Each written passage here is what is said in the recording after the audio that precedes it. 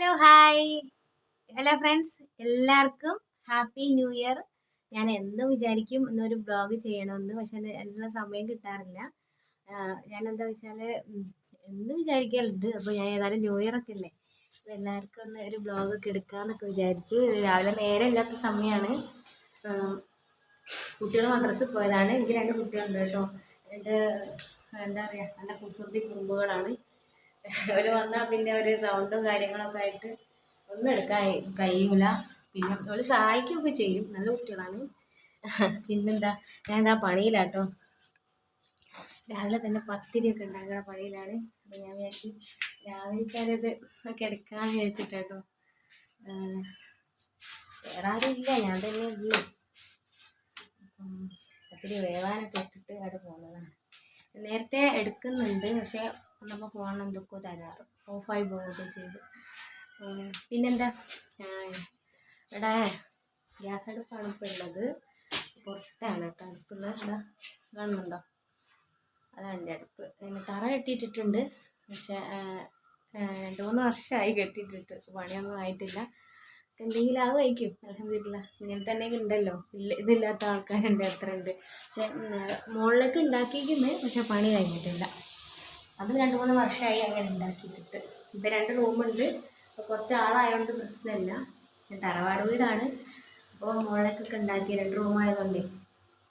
പിന്നെന്താ, ഞാൻ കുറച്ച് കഴിഞ്ഞിട്ട് പിന്നെ ബാക്കി വീഡിയോ എടുക്കാം കേട്ടോ. ഇനി പണിയൊക്കെ ഒന്ന് തീർക്കട്ടെ. മക്കളൊന്ന് സ്കൂൾ പറഞ്ഞൊക്കെ ചെയ്തിട്ട്. ഓക്കെ.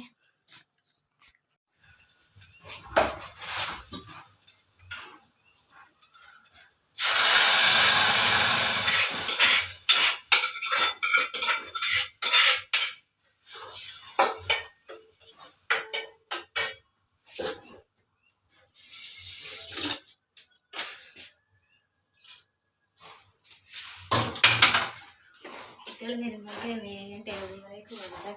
അത് ഭയങ്കര തിരക്കാണ്. അതാണ് വീഡിയോ എടുക്കാൻ പറ്റാത്തത്. പക്ഷെ ഇതൊക്കെ ഉൾക്കൊള്ളിക്കാറില്ല വീഡിയോയിൽ. എന്ത് സംസാരിക്കാണ്, മെച്ചപ്പെട്ടിരുന്നല്ലോ.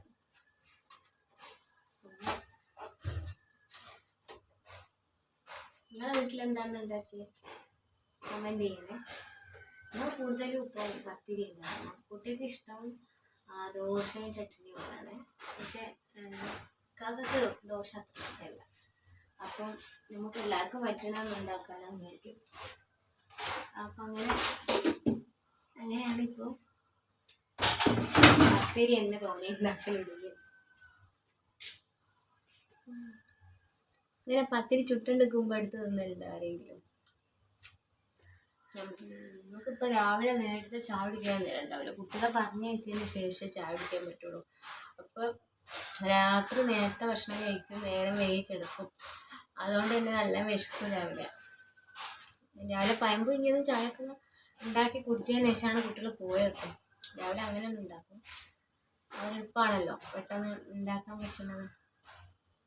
പിന്നെന്താ, ഇത് കറി എന്താണെന്നറിയോ? ചെറുപയർ കറിയാണ്. ഒരാൾക്ക് മുട്ടക്കറി ഇഷ്ടമല്ല, ഒരാൾക്ക് ചെറുപയർ കറി ഇഷ്ടമല്ല.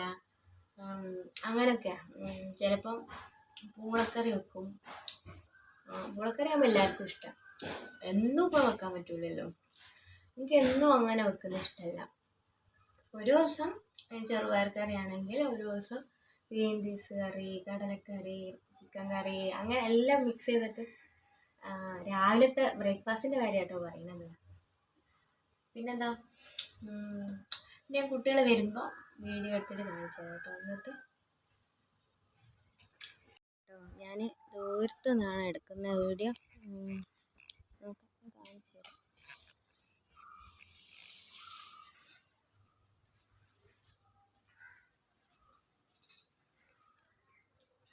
വരുന്നുണ്ട് ഇപ്പോഴാട്ടോ വരുന്നത്. നമ്മൾ കൊലായിന് വെയിറ്റ് നോക്കാം. ഫുഡൊക്കെ റെഡിയാക്കി ഞാൻ എടുത്ത് വെച്ചിട്ടുണ്ട് കേട്ടോ.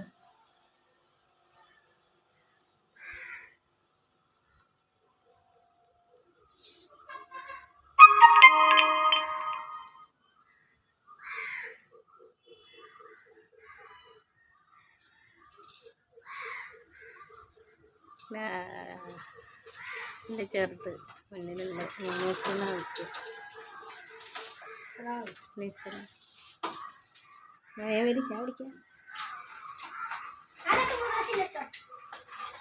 വരുമ്പോ തന്നെ തുടങ്ങി.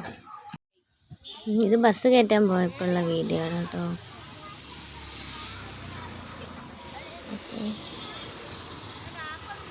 എല്ലാവരോടും ഇന്നത്തെ വീഡിയോ ഇഷ്ടപ്പെട്ടിട്ടുണ്ടാവുമെന്ന് വിചാരിക്കുന്നു.